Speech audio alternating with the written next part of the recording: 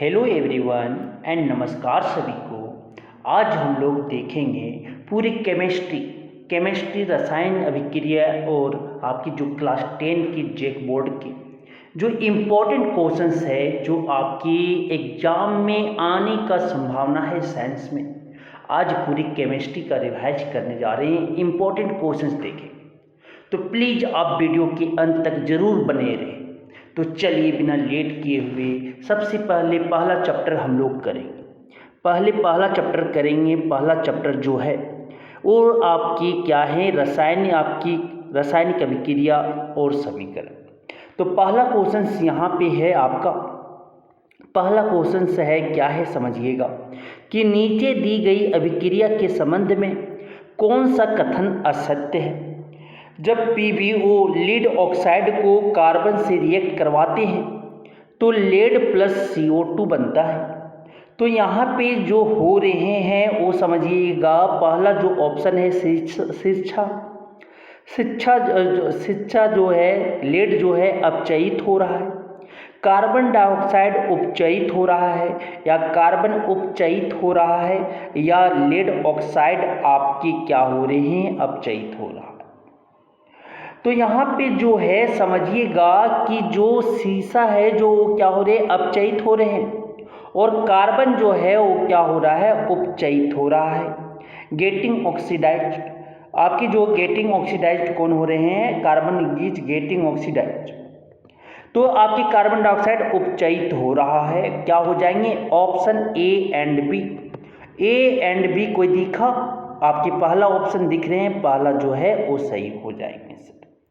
यहाँ पे जो लेड ऑक्साइड है वो क्या हो रहे हैं, वो अपचयित हो रहे हैं, रिड्यूज हो रहे हैं और कार्बन आपका क्या हो रहा है, ऑक्सीडाइज हो रहे हैं। कार्बन आपका क्या हो रहा है, ऑक्सीडाइज हो रहा है। तो यहाँ पे कार्बन डाइऑक्साइड क्या उपचयित हो रहे हैं, वो हो रहा है, अपचयित कौन हो रहा है, PbO।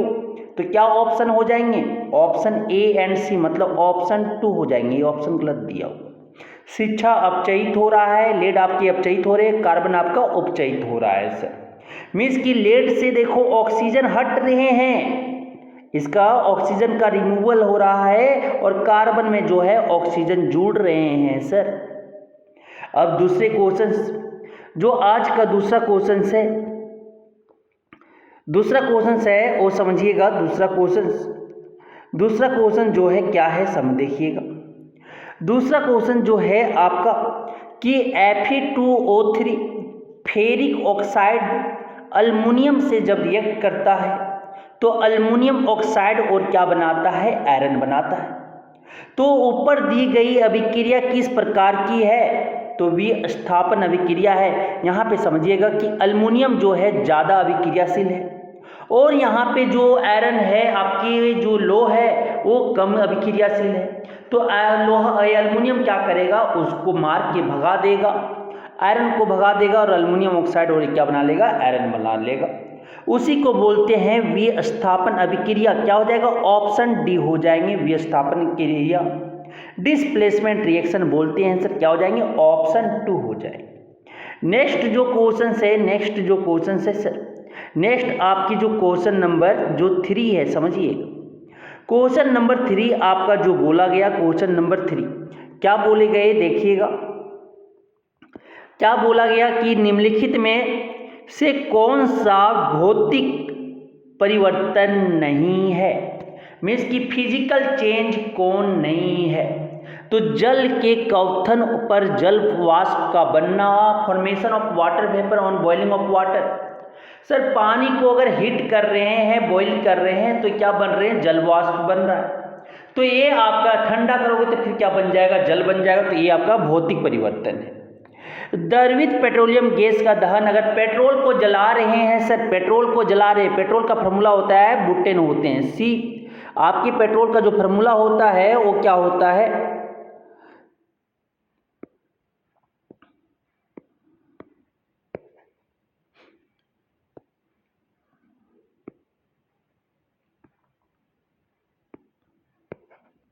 तो पेट्रोल का जो फार्मूला होता है वो क्या होता है, C4H8। उसमें क्या कर रहे हैं, दहन कर रहे हैं, मतलब ऑक्सीजन को ऐड कर रहे हैं और ऑक्सीजन को ऐड कर रहे हैं तो कार्बन डाइऑक्साइड प्लस वाटर, जल और क्या दे रहे हैं, ऊर्जा दे रहे हैं सर, ऊर्जा दे रहे हैं। तो ये जो हो गया आपका क्या हो गया, ये आपका रासायनिक परिवर्तन हो गए। जल में लवण का विलय होना, जल में अगर लवण को घुल रहा है तो फिर हम क्या कर सकते हैं, डिस्टिलेशन एवापोरेशन करके हीट करके उसे अलग कर सकते हैं सर। बर्फ के गलन पर जल का बनना वो भी आपका क्या है, आपके भौतिक परिवर्तन है। तो आपके रासायनिक परिवर्तन कौन है, बी नंबर द्रवित पेट्रोलियम गैस का दहन क्या हो जाएंगे, ऑप्शन बी हो जाएंगे सर। नेक्स्ट क्वेश्चन, आज का नेक्स्ट क्वेश्चन जो आपका है क्या है समझिएगा कि which one of the following is not a physical change. तो ये तो हम अभी देख लिए, ठीक है। तो दूसरा जो क्वेश्चन है यहाँ पे समझिएगा, आपकी क्वेश्चन नंबर 4 क्या बोला जाता है, निम्नलिखित में से कौन से प्रक्रम में रासायनिक अभिक्रियाएं होती है, कौन सा। तो एक गैस सिलेंडर में निम्न दाब पर ऑक्सीजन का भंडारण नहीं सर, ये आपका क्या है, फिजिकल, क्या प्रेशर को कम करके या प्रेशर, ठीक है, लो प्रेशर पे क्या करना, स्टोरेज कर रहे हैं ऑक्सीजन गैस सिलेंडर में। तो ये आपका केमिकल चेंज, रासायनिक अभिक्रिया नहीं है, कौन है, भौतिक अभिक्रिया है।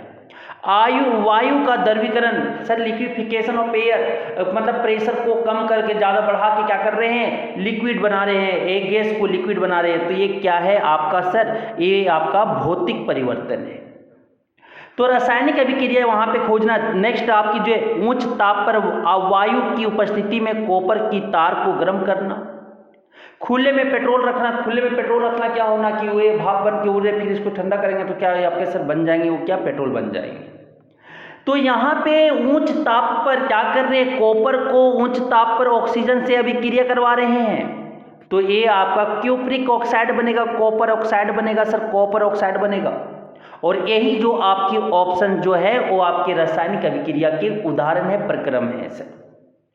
अब आते हैं नेक्स्ट क्वेश्चन, आज का नेक्स्ट क्वेश्चन क्या बोला जाता है कि जल का विद्युत अपघटन एक अपघटन अभिक्रिया है। जल के विद्युत अपघटन में मुक्त हुई हाइड्रोजन एवं ऑक्सीजन गैस का मोलर अनुपात क्या है। तो कि सर कि अगर जल को विद्युतीय से किया जाता है, विद्युत अपघटन किया जाता है, इलेक्ट्रोलाइटिक डिकम्पोजिशन किया जाता है, तो आपके जो मोलर में बनते हैं हाइड्रोजन और ऑक्सीजन क्या बनेंगे, वो इसका अनुपात बताना है मोलर में। H2 और O2 बनते हैं सर जब वाटर को हम इलेक्ट्रोलाइसिस करते हैं। तो अब रिएक्शन को बैलेंस करेंगे तो यहाँ पे 2 लगाएंगे, यहाँ पे 2 लगाएंगे, मतलब कि 2 मोल आपका हाइड्रोजन बन रहा है तो 1 मोल आपकी ऑक्सीजन बनेंगे। मोलर अनुपात क्या हो जाएगा, 2:1 हो जाएंगे सर, 2:1 हो जाएंगे। क्या हो जाएंगे, ऑप्शन डी हो जाएंगे, ऑप्शन आपके डी हो जाएंगे, घा हो जाएगा सर। तो ये आपको समझ में आ गया होगा। तो ये जो बताते हैं इसके कोएफिशिएंट देखो ना, पहले 2 है और यहाँ पे कुछ नहीं तो क्या है 1 है, मीन्स कि 2:1 आपके मोलर में मिल रहे हैं हाइड्रोजन और ऑक्सीजन। क्या हो जाएंगे, ऑप्शन डी हो जाएंगे। नेक्स्ट क्वेश्चन आज का नेक्स्ट क्वेश्चन जो है आपके पूछा गया है कि मैग्नीशियम ऑक्साइड का रासायनिक सूत्र क्या है। तो मैग्नीशियम है और ऑक्सीजन है। मैग्नीशियम का वैलेंसी 2 होता है, ऑक्सीजन का वैलेंसी 2 होता है। क्रॉस कर दो क्या बन गए, MgO बन गए। Mg2O2 बनेगा, Mg2O2 बनेगा, मतलब कि 2 से 2 कट जाएंगे, सिंपल रेशियो में कन्वर्ट करना है MgO। कहीं मैग्नीशियम ऑक्साइड दिखा, ऑप्शन डी दिखे, ऑप्शन डी आपके सही आंसर हो जाएंगे सर। तो और नेक्स्ट क्वेश्चन पे हम लोग चलते हैं। आज का नेक्स्ट क्वेश्चन जो है वो हम समझेंगे। नेक्स्ट क्वेश्चन आज का नेक्स्ट क्वेश्चन जो है सर, आज का नेक्स्ट क्वेश्चन 7 क्या बोलता है समझिएगा कि कौन सा रासायनिक अभिक्रिया का उदाहरण है। तो दही का बनना, भोजन का टूटना और किण्वत अंगूर, ये उपयुक्त सही। तो दही का बनना, क्या दूध में क्या कर रहे हैं, लैक्टोबैसिलस मिलाए जा रहे हैं, फिर वो कन्वर्ट हो रहा है, मतलब केमिकल रिएक्शन है। भोजन का टूटना, ब्रेक डाउन ऑफ फूड, वो भी क्या है आपकी रासायनिक अभिक्रिया है। फ्रेगमेंटेशन ग्रेप्स जो किण्वित अंगूर जो है वो भी आपका क्या है रासायनिक अभिक्रिया। तो उपयुक्त सभी आपके क्या है यहाँ पे रासायनिक अभिक्रिया हैं। क्या हो जाएंगे 7 का ऑप्शन डी हो जाएगा सर। नेक्स्ट क्वेश्चन जो आपके हैं वो समझिएगा, नेक्स्ट क्वेश्चन जो आपके हैं वो समझिएगा। क्या बोला जाता है नेक्स्ट क्वेश्चन जो आपका कि सिल्वर के शोधन में सिल्वर नाइट्रेट के विलयन से सिल्वर प्राप्त करने के लिए कॉपर द्वारा विस्थापन किया जाता है, इसके लिए अभिक्रिया लिखिए। तो सिल्वर के साथ क्या सिल्वर के शोधन में सिल्वर नाइट्रेट के साथ विलयन किया जाता है, तो सिल्वर प्राप्त करने के लिए कॉपर द्वारा विस्थापन किया जाता है। तो कॉपर Cu हो गया, कॉपर का फॉर्मूला क्या हो गया Cu, कॉपर का फॉर्मूला वो लिख दिए Cu, फिर क्या AgNO3, Cu plus AgNO3 silver nitrate. इसको जब रिएक्ट करवा दिए तो क्या बनेगा कॉपर नाइट्रेट बनेंगे सर, कॉपर नाइट्रेट बनेंगे प्लस साथ में जो बनेगा वो क्या बनेगा Ag बनेगा। अब रिएक्शन को बैलेंस करना है, बैलेंस नहीं यहाँ 2 है तो यहाँ पे 2 लगा दो, यहाँ पे 2 लगा दिए, 2 जैसे लगाए रिएक्शन बैलेंस हो गया सर। रिएक्शन जब बैलेंस हम करना सीख गए, रिएक्शन बैलेंस करना सीख गए, रिएक्शन जैसे बैलेंस हो गया तो यहाँ पे क्या करेगा कॉपर जो है सिल्वर से ज़्यादा रिएक्शन होने के कारण, मोर अभिक्रियाशील ज़्यादा अभिक्रिया होने के कारण क्या बोलेगा सिल्वर को मार के भगा देगा, सिल्वर को जैसे मार के भगाएगा कॉपर उसके साथ जाके बैठ जाएंगे सर। नेक्स्ट क्वेश्चन समझिएगा। नेक्स्ट क्वेश्चन जो है आपका नेक्स्ट क्वेश्चन जो बोला गया है समझिएगा। क्या बोला जाता है कि कंपोस्ट का बनना क्या कहलाता है, कंपोस्ट का बनना किस अभिक्रिया का उदाहरण है, तो ये एक्सोथर्मिक रिएक्शन है, ऊष्माक्षेपी है सर, कि जैसे डिकम्पोजिशन हो रहे हैं, जहाँ पे डिकम्पोजिशन रिएक्शन होते हैं वहाँ पे आपका क्या एनर्जी रिलीज करता है। कंपोस्ट का बनना मतलब कि अवशेष वो क्या कर रहे हैं टूट रहे हैं, ब्रेक डाउन कर रहे हैं, ब्रेक डाउन करना मतलब एक्सोथर्मिक ऊष्माक्षेपी अभिक्रिया है। नेक्स्ट आपके जो आगे नेक्स्ट आपके क्वेश्चन है, नेक्स्ट क्वेश्चंस आपके बोले जाते हैं क्या सुनिएगा। नेक्स्ट क्वेश्चन जो है लौह चूर्ण पर तनु हाइड्रोक्लोरिक अम्ल डालने से क्या होता है, कि अगर वहां से लौह चूर्ण में आयरन में अगर हम क्या करें HCl डाल दें एक्वस तो क्या बनता है सर आपके फेरस क्लोराइड बन जाता है और साथ में क्या बन जाते हैं H2 आपके हाइड्रोजन गैस इवॉल्व करता है। तो लौह चूर्ण पर हाइड्रोक्लोरिक अम्ल डालने से क्या होता है हाइड्रोजन गैस एवं आयरन क्लोराइड बनता है। यही तो रिएक्शन लिखना था, हाइड्रोजन गैस एवं आयरन क्लोराइड आपके बनते हैं सर। नेक्स्ट आपके नेक्स्ट क्वेश्चन क्या बोला जाता है क्या कि जिंक को कॉपर सल्फेट से जब रिएक्ट करवाया जाता है तो जिंक सल्फेट और कॉपर बनते हैं। तो ऊपर दी गई रासायनिक अभिक्रिया किस प्रकार की है, तो किस प्रकार की है तो देखिएगा जिंक ने क्या किया मार के कॉपर को भगा दिया, जैसे कॉपर को भगाया तो क्या बन गया जिंक सल्फेट बन गए। तो जिंक सल्फेट मतलब कि यहाँ पे जिंक जो होगा ज़्यादा ताकतवर होगा, ज़्यादा अभिक्रिया होगा किससे कॉपर से, तभी तो कॉपर को मार के बाहर भगा दिया और क्या बना लिया जिंक सल्फेट बना लिया। तो एक ऐसा अभिक्रिया है विस्थापन अभिक्रिया है, क्या है विस्थापन अभिक्रिया है। नेक्स्ट क्वेश्चन से आज देखो अब चलते हैं हम लोग शॉर्ट आंसर क्वेश्चन में। शॉर्ट आंसर क्वेश्चन में चलेंगे तो बोलता है क्या कि समझिएगा कि लोहे की वस्तुओं को हम पेंट क्यों करते हैं। सर लोहे की वस्तुओं को हम इसलिए पेंट करते हैं क्योंकि वो जंग से क्या होता है लगने से बचाता है। तो लोहे की वस्तु हवा एवं नमी के संपर्क में आकर संक्षारित मतलब कोरोजन हो जाती है, अतः पेंट करने पर लोहे की सत्ता हवा या नमी के प्रत्यक्ष संपर्क में नहीं रहती है, जिसके कारण संक्षारण नहीं हो पाता है, उससे बचाता है। इसलिए हम लोहे पे क्या करते हैं पेंट चढ़ाते हैं सर, पेंट चढ़ाते हैं। तो समझ में आ गया होगा उसका उत्तर। अब आगे आता है नेक्स्ट क्वेश्चन क्या बोला जाता है सुनिएगा। नेक्स्ट क्वेश्चन जो आपके बोले गए हैं, नेक्स्ट क्वेश्चन आपका जो है कि तेल एवं वसा युक्त खाद्य पदार्थों को नाइट्रोजन से प्रभावित क्यों किया जाता है? तो नाइट्रोजन एक प्रतिऑक्सीकारक है, एंटीऑक्सीडेंट है, जो इन पदार्थों को उपचयित मतलब ऑक्सीकृत होने से बचाता है। अतः तेल एवं वसायुक्त खाद्य पदार्थों की विकृत गंधिता नहीं हो पाती है। इस तरह वसायुक्त पदार्थ खराब नहीं होते। इसलिए तेल में क्या नाइट्रोजन से प्रभावित क्यों किया जाता है? इसलिए ऐड किया जाता है क्योंकि तेल और वसायुक्त खाद्य पदार्थ खराब ना हो। समझ आ गए? नेक्स्ट क्वेश्चन जो आपका है सर समझिएगा। क्या बोला जाता है कि अवक्षेपण अभिक्रिया से आप क्या समझते हैं? उदाहरण देकर समझाइए।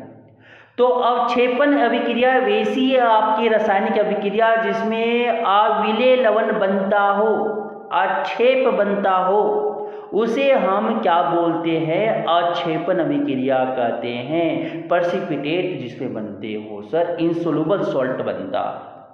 तो ऐसी अभिक्रिया रासायनिक अभिक्रिया जिसमें अविलेय लवण बनता है एवं विलयन से पृथक हो जाता है, अलग हो जाता है, उसे अवक्षेपण अभिक्रिया कहते हैं।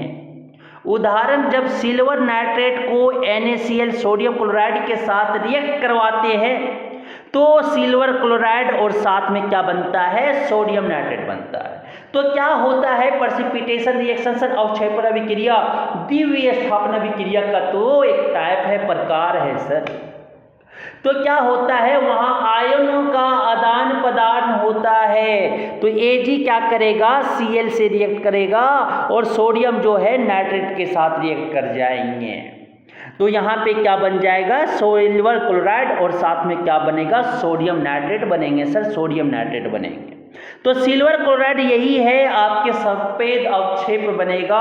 आपके जो सिल्वर क्लोराइड बनेगा वो आपका व्हाइट प्रेसिपिटेट बना लेगा सर।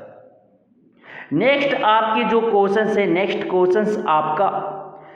क्वेश्चन जो बोला जाता है, नेक्स्ट क्वेश्चन समझिएगा कि जिंक तनु हाइड्रोक्लोरिक अम्ल के साथ अभिक्रिया कर हाइड्रोजन गैस मुक्त करता है जबकि कॉपर नहीं। समझाइए। तो अगर आप देखोगे ये आपकी केमिकल या अभिक्रियाशील का श्रेणी देखोगे तो हाइड्रोजन से ऊपर जिंक है और आपके हाइड्रोजन से नीचे क्या है? कॉपर है। तो सर अधिक हाइड्रोजन से अधिक अभिक्रियाशील है जिंक, तो इसीलिए जिंक क्या करेगा? हाइड्रोजन को मार के भगा देगा और कॉपर को नहीं मार पाएगा क्योंकि कॉपर जो है कम अभिक्रियाशील है। तो धातुओं की सक्रियता श्रेणी में जिंक हाइड्रोजन से ऊपर है और जबकि कॉपर हाइड्रोजन से नीचे है। फलतः जिंक तनु हाइड्रोक्लोरिक अम्ल से हाइड्रोजन को विस्थापित कर देता है जबकि कॉपर नहीं कर पाता है। क्यों सर? एक ऐसे जिंक जो है हाइड्रोजन से ज़्यादा ताकतवर है और कॉपर आपके कम है, मतलब कि अभिक्रिया में देखें तो। ठीक है। नेक्स्ट क्वेश्चंस आपके अब आते हैं। नेक्स्ट क्वेश्चन समझिएगा। नेक्स्ट क्वेश्चन क्या बोला जाता है? नेक्स्ट क्वेश्चन समझिएगा। नेक्स्ट क्वेश्चन जो है आपका बोला गया क्या? सुनिएगा कि सिल्वर क्लोराइड को गहरे रंग की बोतलों में भंडारित क्यों किया जाता है? तो सिल्वर क्लोराइड सर AgCl, अरे भाई AgCl जैसे उसको सूरज की प्रकाश पड़ेगा वो टूट जाएंगे, सिल्वर और क्लोरीन अलग हो जाएगा।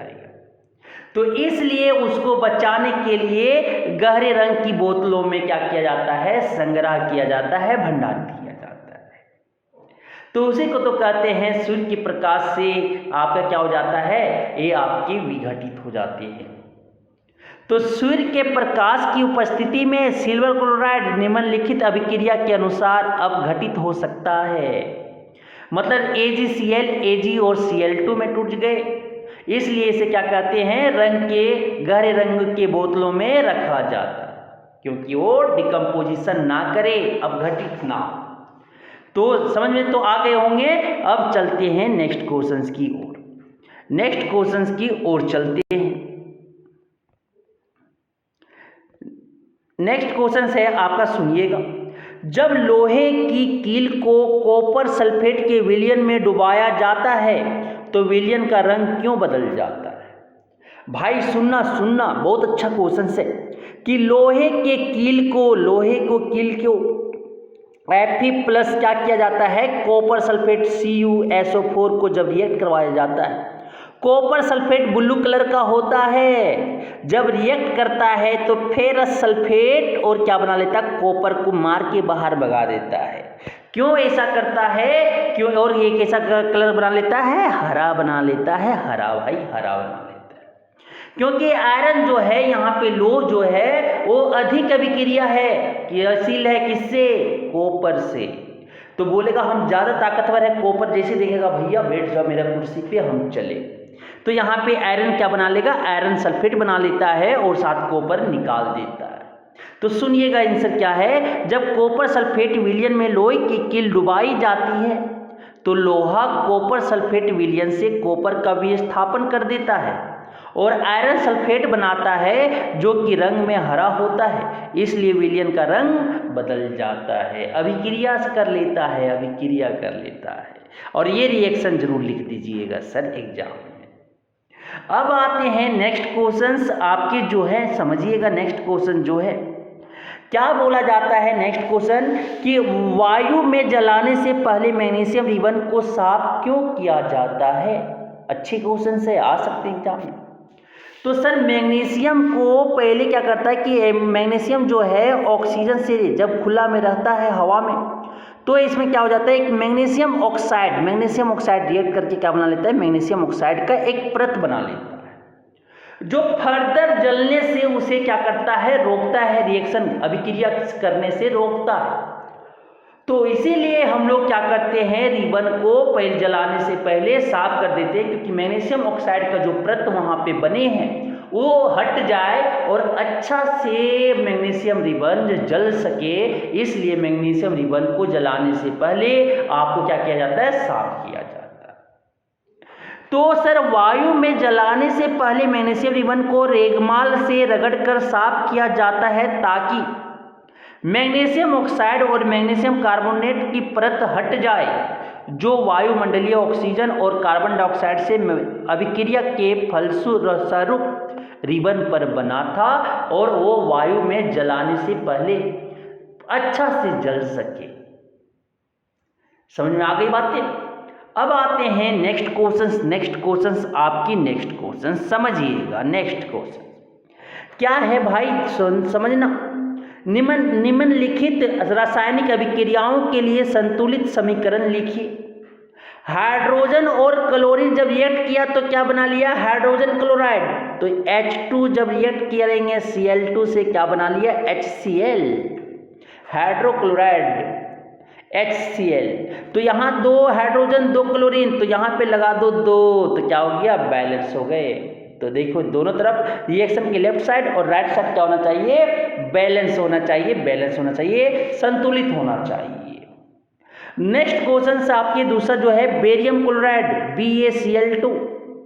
BaCl2 जब रिएक्ट किया किससे, अल्युमिनियम सल्फेट से, Al2SO4 3 होता है सर। जब रिएक्ट किया तो क्या बनाया, तो बनाया आपका बेरियम सल्फेट BaSO4 और साथ में क्या बना दिया, अल्युमिनियम क्लोराइड बना दिया, AlCl3 बनाएगा सर। अब रिएक्शन को क्या करना है, बैलेंस करना है। तो रिएक्शन देखो यहाँ पे बेरियम 1 अल्युमिनियम 1, यहाँ पे 2 है, तो यहाँ पे कितना है, 1 है, तो यहाँ पे 2 लगा देंगे। 2 लगा देंगे तो अल्युमिनियम आपके बैलेंस हो गए। अल्युमिनियम जैसे बैलेंस हो गया, सल्फेट आपका बैलेंस हुआ, सल्फेट बैलेंस नहीं हुआ सर। तो यहाँ पे देखो क्लोरीन कितना हो गया 6, यहाँ पे कितना है 2, तो यहाँ पे क्या करेंगे 3 लगाएंगे। 3 जैसे लगाएंगे तो यहाँ पे बेरियम 3 हो गया, यहाँ पे कितना 1 है, तो बेरियम यहाँ पे 3 लगाएंगे, जैसे सब बैलेंस हो गए। अब देखिएगा सोडियम और जल को जब रिएक्ट करवाते हैं तो सोडियम हाइड्रोक्साइड और साथ में क्या बनता है, हाइड्रोजन बनता है। तो Na को जब सर जल के साथ अभिक्रिया करवाते हैं तो क्या बनता है, सोडियम हाइड्रोक्साइड और साथ में क्या बनते हैं, हाइड्रोजन गैस। इसे रिएक्ट करवाने देखो यहाँ पे सोडियम 1 है, यहाँ पे सर हाइड्रोजन 2, तो यहाँ पे 2 लगा देते हैं। दो जैसे लगाते तो दो यहाँ लगा देते, दो यहाँ जैसे लगाए दो यहाँ लगा, तो क्या रिएक्शन देखो बैलेंस हो गया, रिएक्शन बैलेंस हो गए। तो रिएक्शन को बैलेंस करने के तरीका क्या है, पहले मेटल को बैलेंस करो, पहले धातु को बराबर करो, धातु अगर बराबर हो गए तो फिर किसको बराबर करो, नन मेटल अधातु को करो, ऑक्सीजन और हाइड्रोजन को छोड़ के।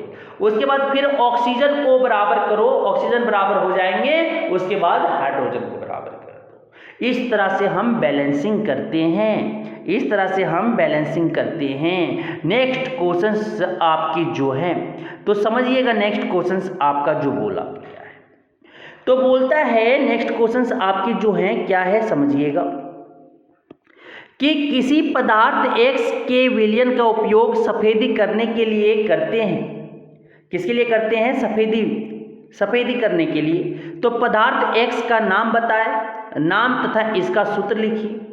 दूसरा, ऊपर एक में लिखे पदार्थ X के जल के साथ अभिक्रिया लिखिए। पदार्थ X का नाम बिना बुझा हुआ चूना है।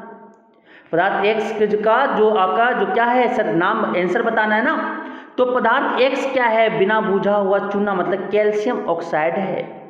क्या है, कैल्शियम ऑक्साइड है भाई, कैल्शियम ऑक्साइड है।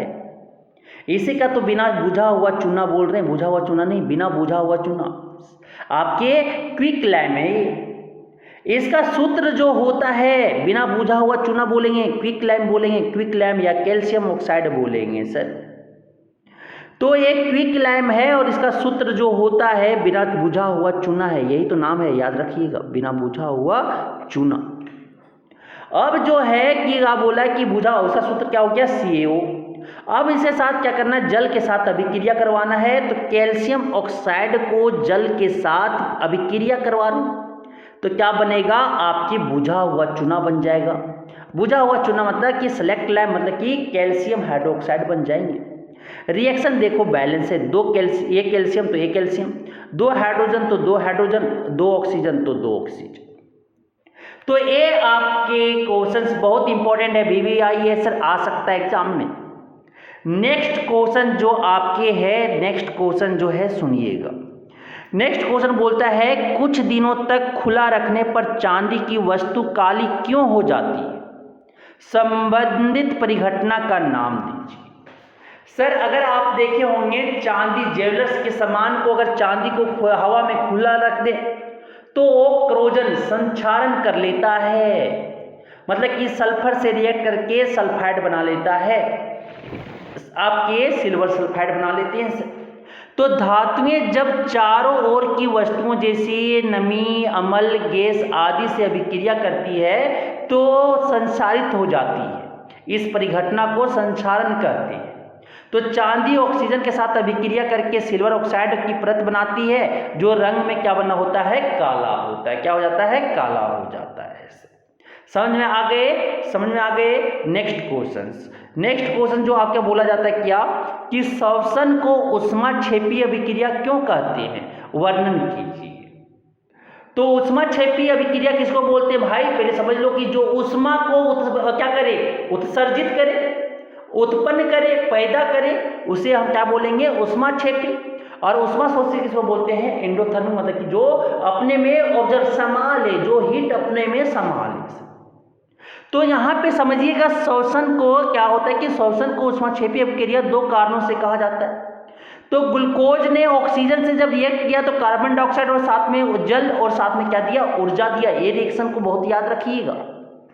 तो ये क्या है, आपका श्वसन है, तो ऊर्जा उत्पन्न कर रहा है। तो श्वसन क्रिया में होने वाली अभिक्रिया में ग्लूकोज ऑक्सीजन से संयोग कर कार्बन डाइऑक्साइड और जल बनाता है, और इस अभिक्रिया में ऊष्मा ऊर्जा मुक्त होती है, ऊष्मा ऊर्जा वहां से उत्सर्जित होती है, इसलिए उसे हम क्या बोलते हैं, ऊष्माक्षेपी अभिक्रिया कहते थे। तो समझ में आ गया कि श्वसन को ऊष्माक्षेपी अभिक्रिया क्यों कहते हैं।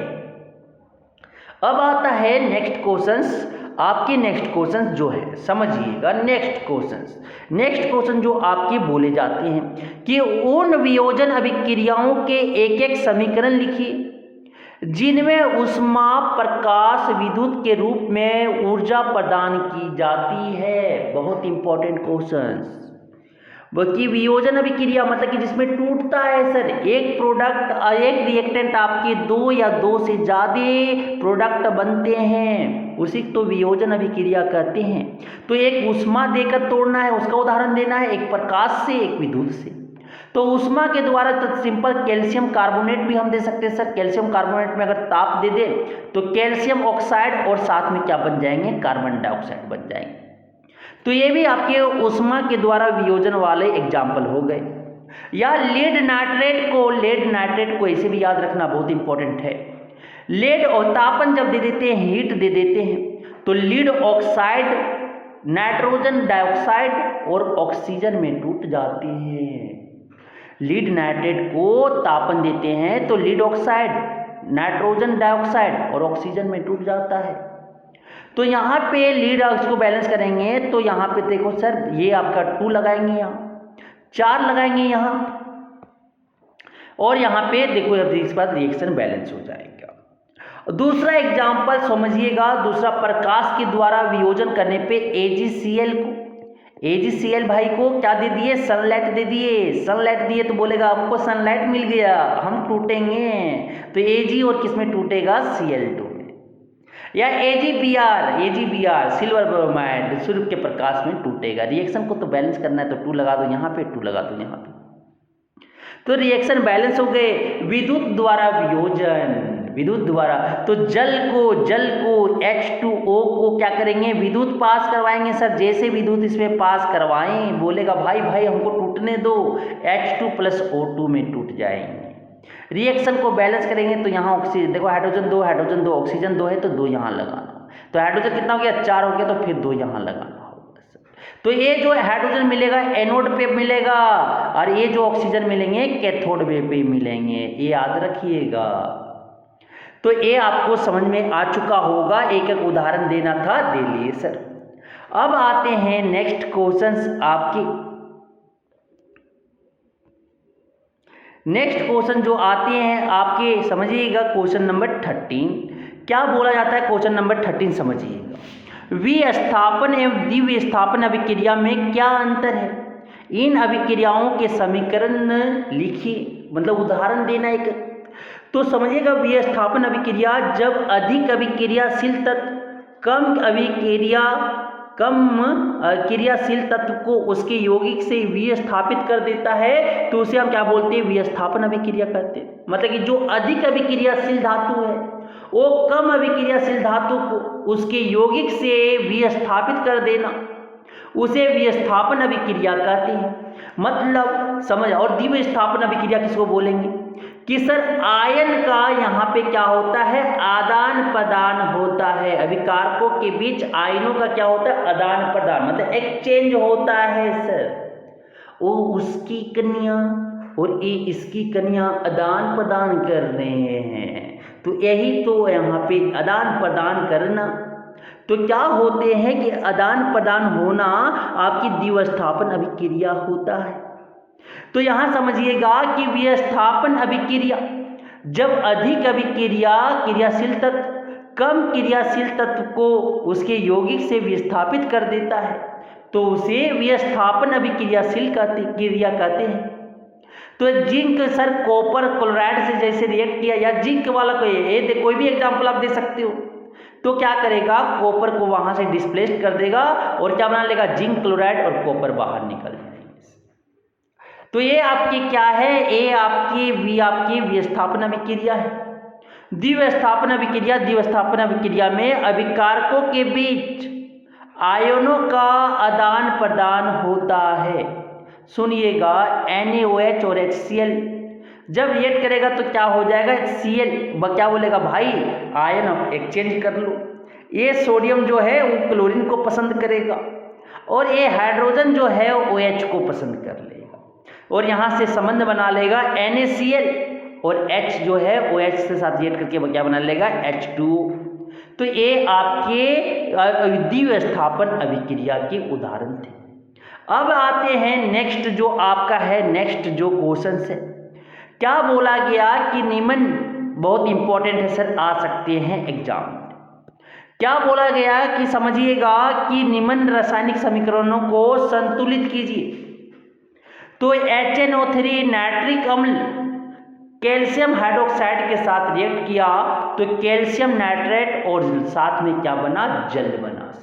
इसी तरह हमको पता है कि जब क्षार और अम्ल रिएक्ट करता है तो लवण प्लस जल बनता है। तो यहाँ से समझिएगा, यहाँ कैल्शियम एगो है तो कैल्शियम एगो है, धातु यहाँ पे कैल्शियम है ना, बैलेंस है सर। नाइट्रेट आयन यहाँ देखो, नाइट्रेट देखो यहाँ पे केगो है, दो गो है, यहाँ पे केगो है, एगो है। तो यहाँ पे क्या करो, दो लगा दो सर। जैसे दो लगा दिए, देखो यहाँ पे हाइड्रोजन और ऑक्सीजन में क्या गड़बड़ी है, नाइट्रेट तो मिल गया, हाइड्रोजन कितना है 2 और यहाँ पे 2 4 हो गए, ऑक्सीजन कितना है 2, तो ऑक्सीजन 2 है तो ऑक्सीजन को पहले बैलेंस करो, यहाँ पे 2 लगा दो। हाइड्रोजन 4 हो गया तो हाइड्रोजन 4 हो गया, ये वाला बैलेंस हो गया। देखो 2 नाइट्रिक एसिड या आपकी 1 कैल्शियम हाइड्रोक्साइड, तो 1 कैल्शियम नाइट्रेट बनेंगे और 2 आपकी जल बनेंगे सर। दूसरा जो अभिक्रिया आपकी जो बैलेंस करना है, जो दूसरा बैलेंस करना है समझिएगा, जो दूसरा बैलेंस करना है वो समझिएगा कि सोडियम हाइड्रोक्साइड को सल्फ्यूरिक अम्ल के साथ रिएक्ट करवाएंगे तो सोडियम सल्फेट और साथ में क्या बनेगा, जल बनेगा। तो यहाँ पे देखिएगा सोडियम धातु कौन है, सबसे पहले सोडियम। तो सोडियम लेफ्ट साइड में आपके जो अभिकारक में है 1 है और आपके जो उत्पाद में है 2 है, तो यहाँ पे 2 लगा देंगे सर।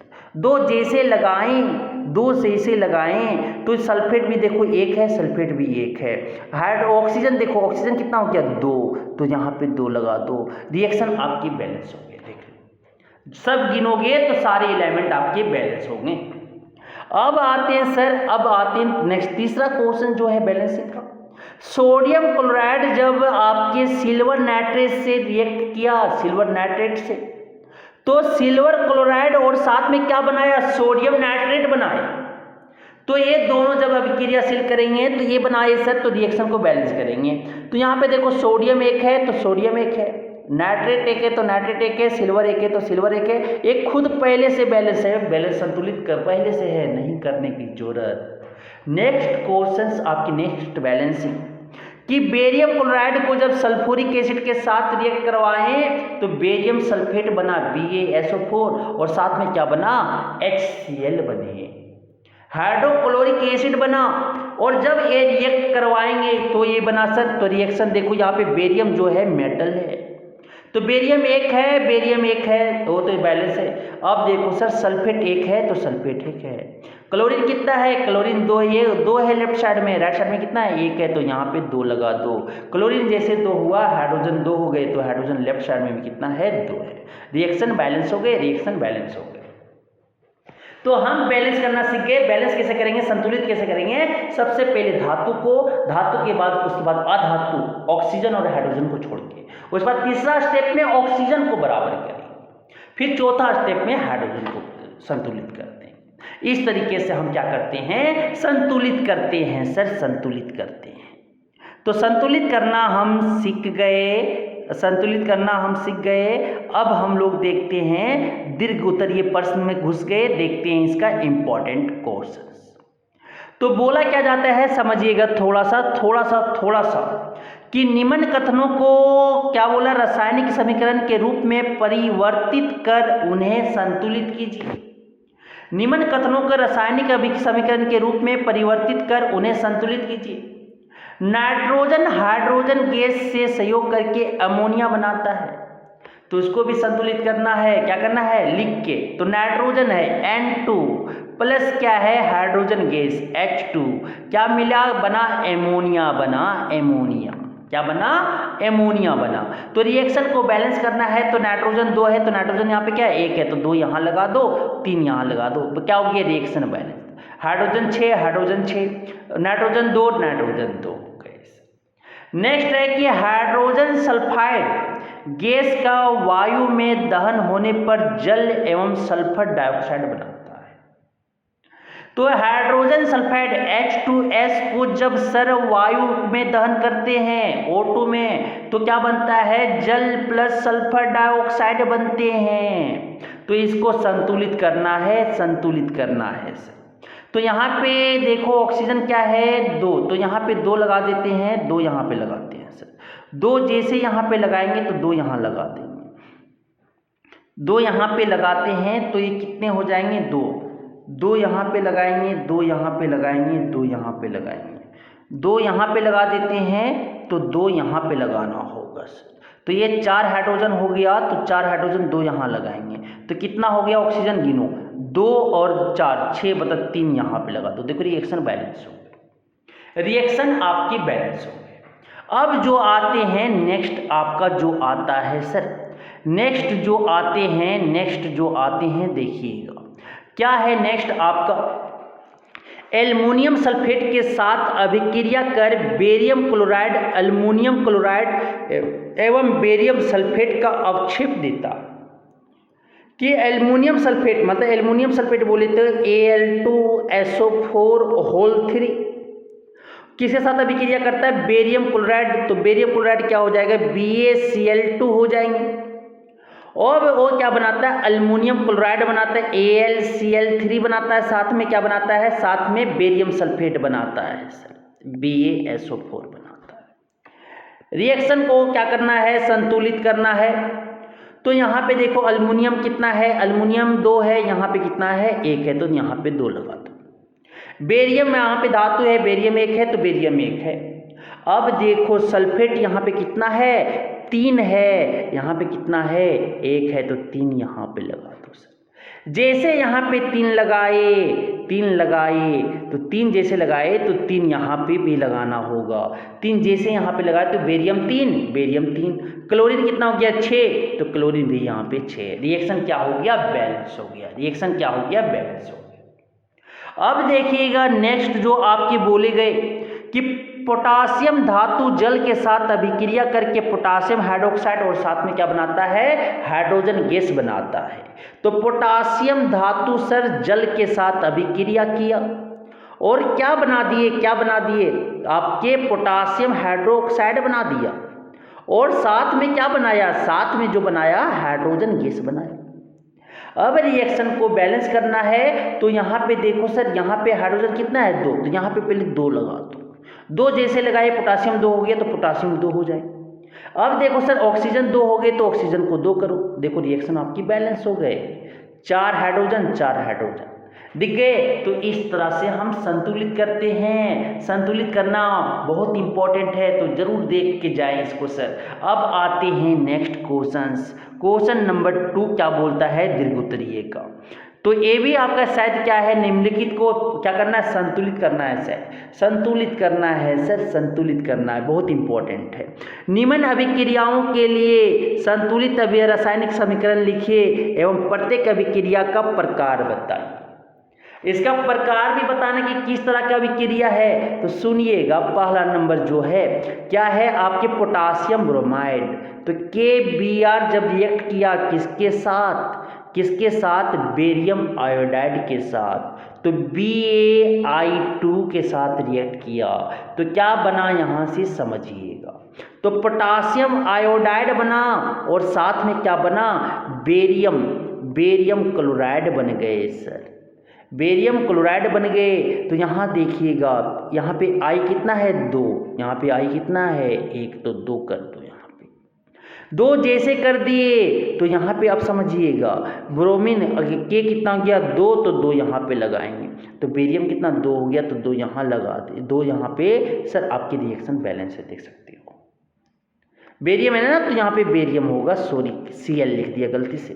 तो यहाँ पे देखो आयंस का क्या हो रहा है, एक्सचेंज हो रहा है। पोटासियम को आयोडीन से पसंद आ गया और बेरियम को ब्रोमीन से पसंद आ गया। तो ये जो है सर आपकी द्विविस्थापन अभिक्रिया है। क्या है, द्विविस्थापन क्रिया है। तो देखो यही तो रिएक्शन हम तो लिखा था, वही रिएक्शन यहाँ पे लिखे हैं सर।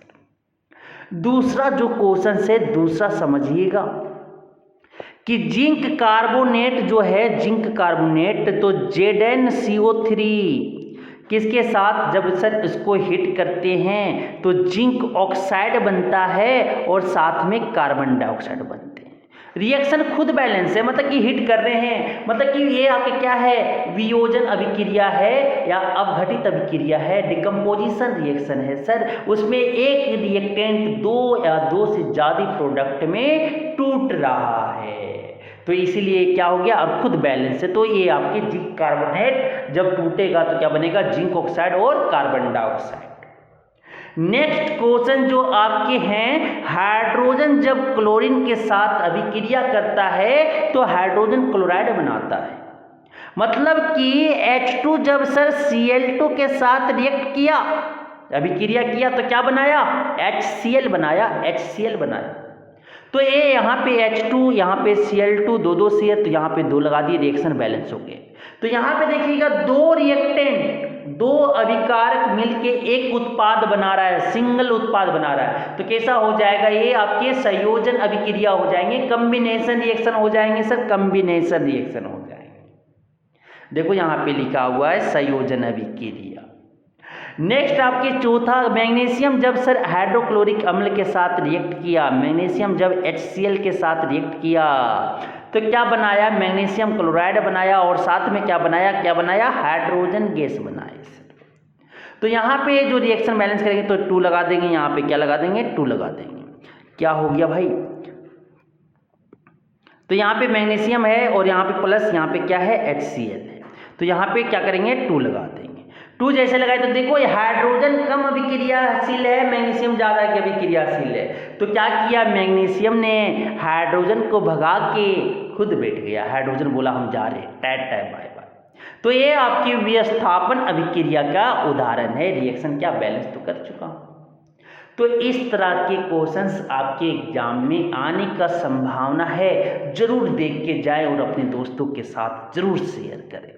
चलिए अब देखते हैं आज के नेक्स्ट क्वेश्चन देखते हैं। नेक्स्ट क्वेश्चन जो आपका है, सुनिएगा ध्यान से। नेक्स्ट क्वेश्चन बोलता है क्या कि संतुलित रासायनिक समीकरण क्या है, रासायनिक समीकरण को संतुलित करना क्यों आवश्यक है। तो सुनिए कि संतुलित रासायनिक समीकरण क्या है, कि सर जितने आपके अभिकारक में आपके जितने नंबर आपके आयंस या आपके तत्व हैं उतना ही आपके उत्पाद में भी होना चाहिए। तो उसे हम बोलते हैं संतुलित रासायनिक समीकरण, कि वह रासायनिक अभिक्रिया या समीकरण जिसमें दोनों और प्रत्येक तत्व के परमाणु क्या हो, बराबर, मतलब अभिकारक में भी और आपके उत्पाद में भी। तो संतुलित रासायनिक समीकरण कहलाता है। फॉर एग्जाम्पल समझिएगा, Mg+O2 जब रिएक्ट किया तो मैग्नीशियम ऑक्साइड बने। तो यहाँ पे देखिएगा मैग्नीशियम 1 है तो मैग्नीशियम 1 है, ऑक्सीजन आपकी लेफ्ट साइड में कितना है, 2, इधर क्या है, 1 है। तो ये आपके असंतुलित है, संतुलित नहीं है। तो ये संतुलित होने के लिए पहले बैलेंस करना होगा, मैग्नीशियम 1 है तो ऑक्सीजन 2 है तो यहाँ पे 2 लगाना होगा, तो फिर यहाँ पे 2। अब देखो दोनों तरफ क्या है, बराबर है। तो संतुलित हम इसलिए कहते हैं, आपके द्रव्यमान संरक्षण के नियम, law of conservation of mass क्या बताता है कि मास जो है ना हो नष्ट किया जा सकता है ना उसे बनाया जा सकता है। तो प्रत्येक तत्व के परमाणु को क्या होता है, कुल संख्या दोनों तरफ क्या होना चाहिए, बराबर होनी चाहिए। इसलिए एक रासायनिक समीकरण को संतुलित करना क्या है, जरूरी है।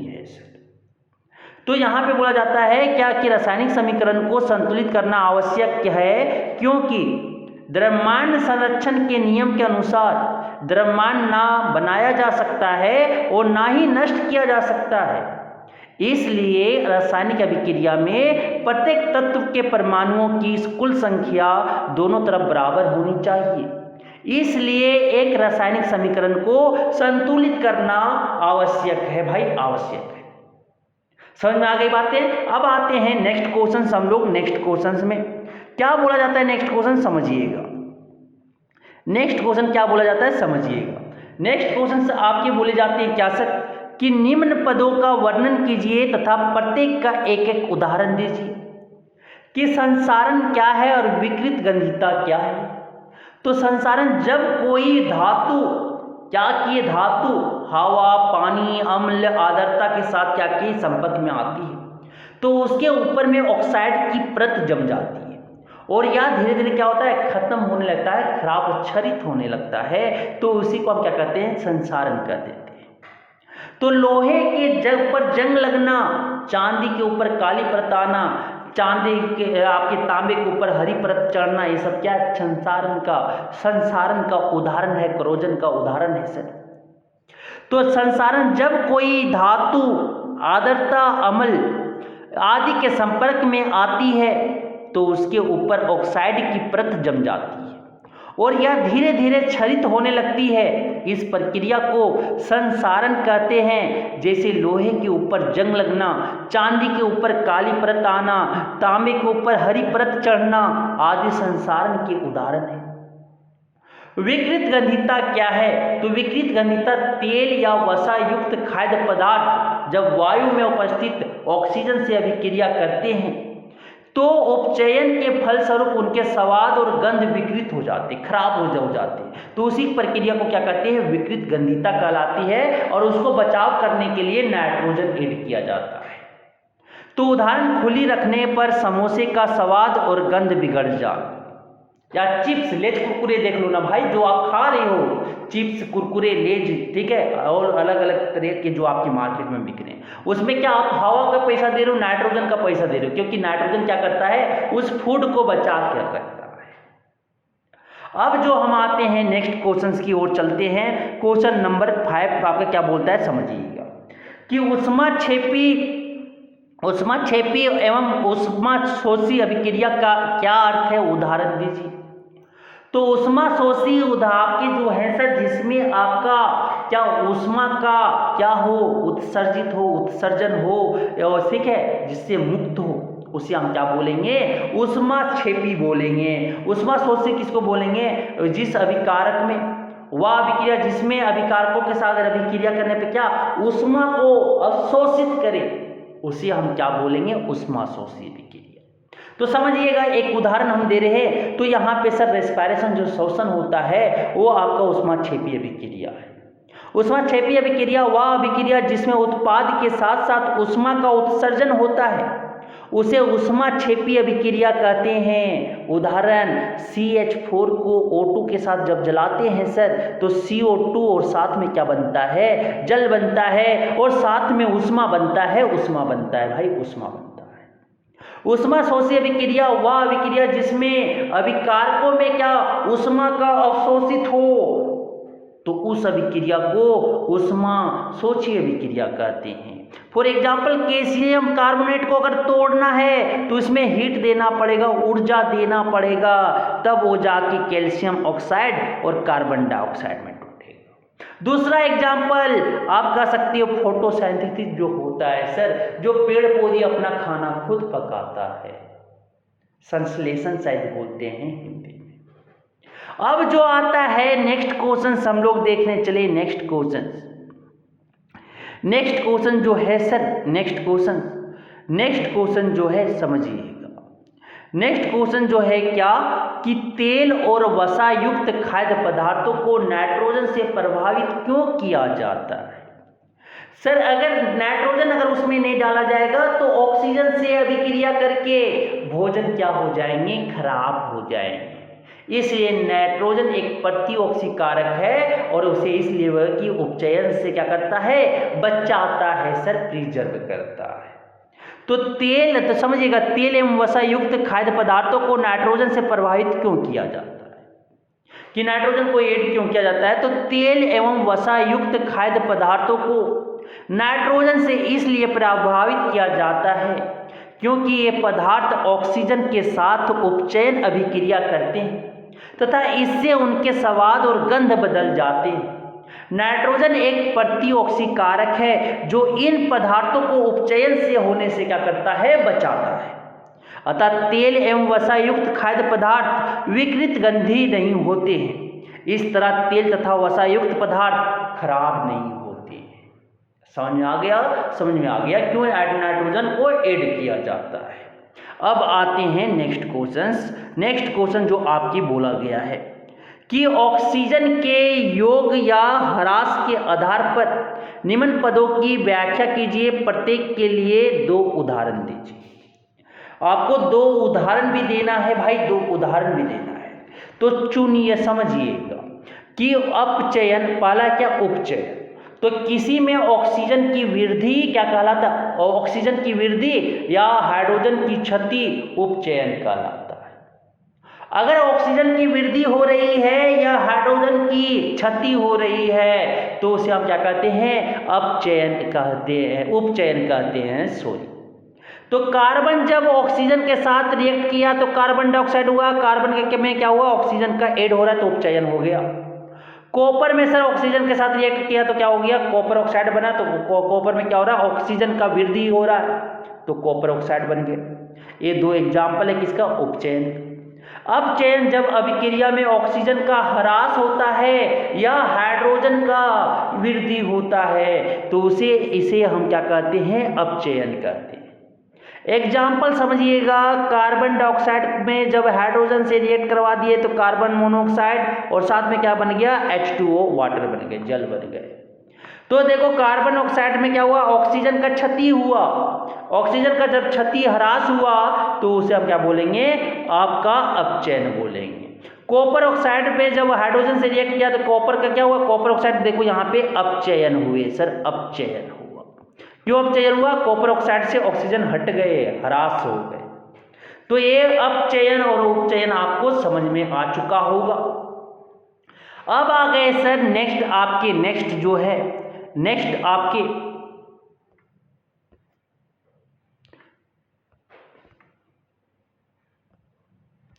तो पहला चैप्टर हम लोग खत्म कर चुके हैं। अब हम लोग क्या नेक्स्ट चैप्टर पढ़ेंगे?